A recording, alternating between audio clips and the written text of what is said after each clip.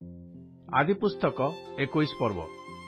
अनंतर सदाप्रभु अपना वाक्यानुसारे सारार तत्वावधान कले। पुणी सदाप्रभु जहा कहिथिले सारा प्रति ताहा कले। तहिरे सारा अब्राहमकर वृद्धावस्थारे गर्भवती होई परमेश्वरଙ୍କ द्वारा निरूपित समय पुत्र प्रसव कले। सेतेबेले अब्राहम सारार गर्भजात निज पुत्रर नाम इसहाक अर्थात हास्य रखिले। पुणी अब्राहम परमेश्वरଙ୍କର आज्ञानुसारे अपना पुत्र इसहाकକୁ 8 दिन बयसरे सुन्नत कले।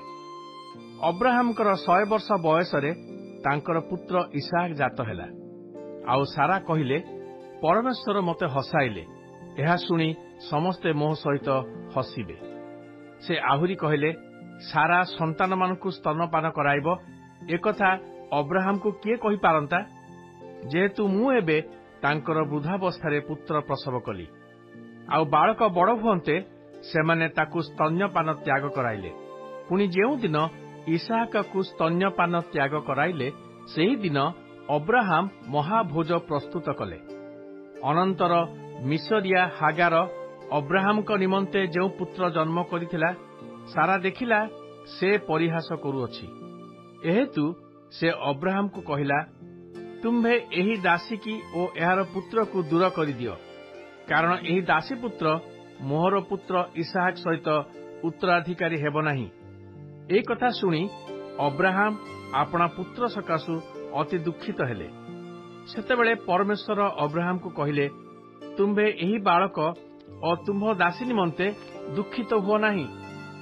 सारा तुमको जहा कहूअछि ताहार सेई कथारे मनोजग कर, जेहेतु इसहाक ठारू तुम्भर वंश विख्यात हेबो, आउ एही दासी पुत्र तुम्भर वंश, एणु आम्भे ताहा ठारू एक गोष्ठी उत्पन्न करिवा। अनंतर अब्राहम प्रभातरे उठी रोटी और जलपूर्ण कुंपा घेनी हागारर स्कंधर देई बालकକୁ समर्पण करी ताहाको विदाय कले। तहिरे से प्रस्थान करी बेर्सेबा नामक प्रांतरे पथ हराइला। पुणी कुंपार जल शेष हुअन्ते हागार गोटे बुदार मूलरे बालकକୁ छाड़ीदेला। पुणी से ताहा आगरू दूरकू तिरेक परिमाण जाई बसिला, कारण से कहिला, बालकर मरण मु देखिबि नाही। पुणी से ताहा आगे बसी उच्च स्वरे रोदन कला। सेतेबेले परमेश्वर बालकर रब शुणिले। पुणी परमेश्वरଙ୍କର दूत आकाशरू डाकी हागार को कहिले, आगो हागार तुम्भर कौन हैला, भय कर नाही, कारण जो स्थान रे बालक अछि सेई स्थान रे परमेश्वर ताहार रब शुणी अछंती। तुम्बे ठिया होई बालक को उठाई हस्तरे धर, आम्भे ताहा ठारू एक महागोष्ठी उत्पन्न करिबा। सेतेबेले परमेश्वर ताहार चक्षु प्रसन्न करन्ते से सजल कूप देखिबाकू पाई सेठाकू जाई कुंपारे जल पुराई बालकକୁ पान कराइला। अनंतर परमेश्वर बालकर सहाय हुअन्ते से बड़ हेला। पुणी प्रांतरे थाई धनुर्धर हेला। से पारण नामक प्रांतरे बसती कला। तहे उतारे ताहार माता एक मिसर देशिया कन्या संगे ताहार विवाह देला।